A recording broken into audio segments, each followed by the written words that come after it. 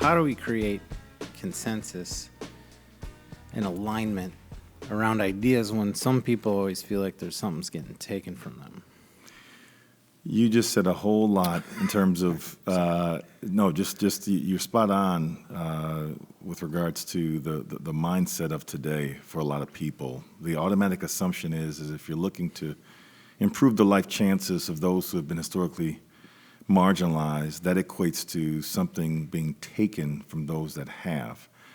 I'm the guy who always reminds folks, last I checked, it's a pretty big pie. And so to assume that there's not enough pie for more people is short-sighted. And it actually is, I think in many ways, it speaks to what I would say is the foundation of a lot of what we're dealing with, and that's fear. Yeah, right. It's just as simple as that, man, that we're in a day and an age right now where we have fear of the unknown, we have fear of the other. Mm-hmm. We have fear of the unknown in terms of the days to come because we're sitting in the midst of pandemics. And I think that, and I think on top of all of that is this fear of, as you mentioned, this fear of loss, of something being taken from. Mm-hmm. And so, as I'm having conversations in community around some very delicate topics, bro, I'm gonna tell you something right now, man. You talked about the public sentiment and the community voice. Man, that thing is on steroids right now. Do you hear me? Yeah, I do. Regardless of what the issues are, it doesn't matter. Folks are coming to the microphone and going to their computer and typing letters and emails and developing correspondence that speak to what they believe in. And unfortunately, quite often, it does not leave much room for anything resembling consensus. It is about, hey, if you don't see things from my perspective, then you are trash.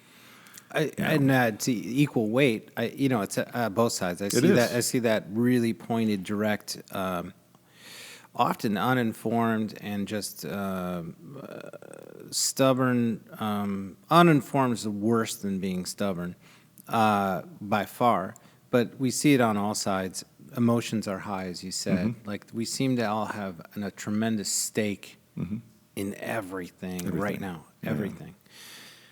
And that makes the process of governing harder because you're supposed to govern on consensus and bridge building and moving people along and together. When right now, as you said, it's got to be. I don't want to read your inbox. Dude, true story. We've probably received well over 7,000 to 8,000, about 7,000 correspondence since the riots regarding the police and the community, both for and against. A total of 8,000. Okay? There was a time in which those correspondence were coming. There were a couple coming in every minute. Because I have my email connected to my phone. And my phone's just going off just all day long, dude. And, I can appreciate it because I'm a firm believer in the First Amendment right. I'm like, you got a voice, use it. All I ask is that you do so in a way that's respectful.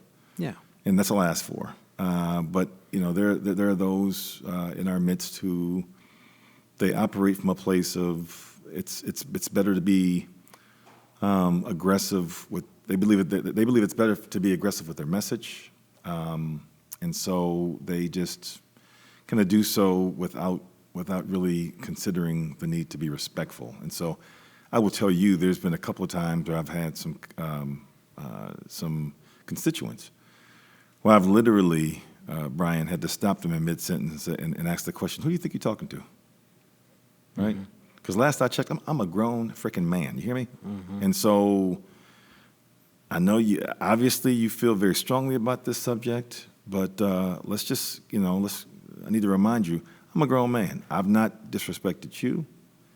I'm going to ask that you not disrespect me, right? Mm-hmm. And so very, very contentious. Yeah. And I think part of what I see as a solution, what I try to do, I think that context is important. And to your point, you mentioned earlier about the dangers of being misinformed. My brother, I would say that that a good chunk of folks who are engaged in the some of the more complex issues in our midst are operating quite often without all the facts, and that's understandable because there are certain things that we are made aware of in the role that we play as elected officials that we aren't at liberty to share. So it's like I'm not in a position to just kind of like lay everything out and say, okay, here's everything that I'm using to base my decision. Right. Because some of it is confidential, some of it is it's an attorney-client privilege type thing. Mm-hmm. I'm not in a position to just kind of put it all out there. Right. And I can't tell you how many times, and I would never say it, but how many times I've wanted to say, since I've been elected, especially during the times in which we've had very difficult conversations, I've wanted to tell the community, trust me. But dude, that just, for a lot of people, they're like, whatever. I don't, I know who you are. I like you. I respect you. But this idea of, because back in the day, you say that people are like, okay, I'm gonna, okay, if you say trust you, I'm gonna trust you. Mm-hmm. Now, no, dog. It just no. The Full Exposure Podcast is brought to you by Metro Health, University of Michigan Health, and Dr. Peter Hahn, in appreciation of the creative and artistic visionaries who enrich our lives through cultural connections.